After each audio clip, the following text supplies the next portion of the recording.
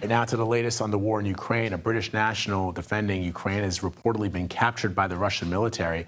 If confirmed, it would be the first publicly known case of a Western national captured on Russian soil while fighting for Kyiv. This comes as Russia has stepped up strikes over the weekend. CBS News senior national security correspondent Charlie D'Agata has the very latest and joins me now from the Pentagon to discuss. Charlie, what do we know about the whereabouts of this British national?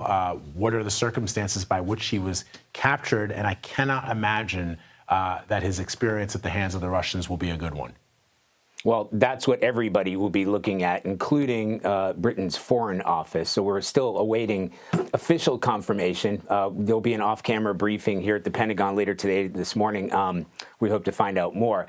And this is after videos surfaced appearing to show a man in custody, described by Russian state news agency as a British mercenary. He's believed to be a former soldier. He identifies himself as 22-year-old James Scott Reese Anderson. His father told the Daily Mail that he had seen the video. He's sure it's his son. He had begged him not to go to Ukraine, and he said he was in complete shock and tears when he saw it. So this comes out of Russian media, who says he was captured in the Kursk region. Again, if that was true, that would make him the first Western fighter to be captured by the Russian military fighting on Russian soil. My reporting from eastern Ukraine, we'd often come upon foreign fighters, most of those Americans and British. The British Foreign Office will only say, official statement, they're supporting the family of a British national without going any further. As you know, Charlie, Russia is stepping up army recruiting, and there are reports that Russia is gaining ground at a quicker rate than last year. What is the intelligence community saying about that? Yeah, Vlad, it's not good news. So over the weekend, President Putin issued a new law that would forgive debt for any soldiers who are signing up in a new recruitment drive. And they're losing as many as 1,200 soldiers a day in terms of deaths and injuries, so 1,200 casualties a day. So that's unsustainable. But they are gaining ground, and they're gaining ground in the Pokrovsk region, in eastern Ukraine. The Ukrainians are doing all they can to hold it, and they're even gaining ground or recapturing ground in Kursk. So the Ukrainians are putting everything that they have. One of the reasons the United States has allowed them to use those ATACMS, those longer-range weapons, specifically in those battle zones, in those areas, because they have been used in Ukrainian territory before. This is the first time they've been used on Russian soil. I think it just speaks to the need, I guess. I don't want to use the word desperation, but, you know, it is a pinch at that eastern flank around the Pokrovsk region. They have gradually been ceding territory, and that's very important, but they're also losing territory that they captured inside Russia itself.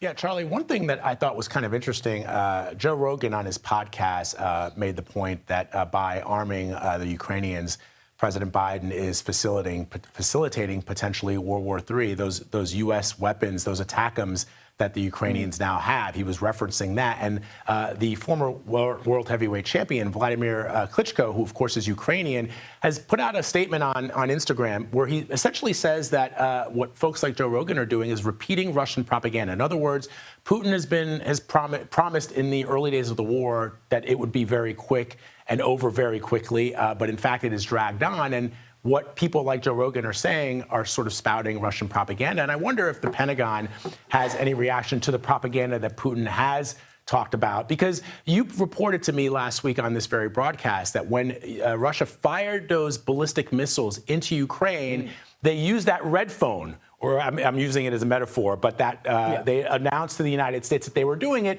Why did they do that? Because if the United States mistook those missile launches for something more than what they were, in other words, nuclear, that would have facilitated a response. So even in that moment, the Russians are making sure that the U.S. is aware, hey, we're not doing anything beyond what we would need to do to try and win the war from our perspective. Right, because Vlad, you know, that is, by the looks of it and the way that it gets picked up by intelligence here, it looked like an ICBM. And Russia needed to use that red phone to call up and warn the United States and others that it was firing a weapon of this scale. So, you know, I don't want to address Joe Rogan's statement directly, but in terms of World War III and PSYOPs, there has been a drastic escalation here. And if you speak to the people here at the DOD, well, the White House, because, you know, they're not policymakers here. They're the executors of what goes on higher up.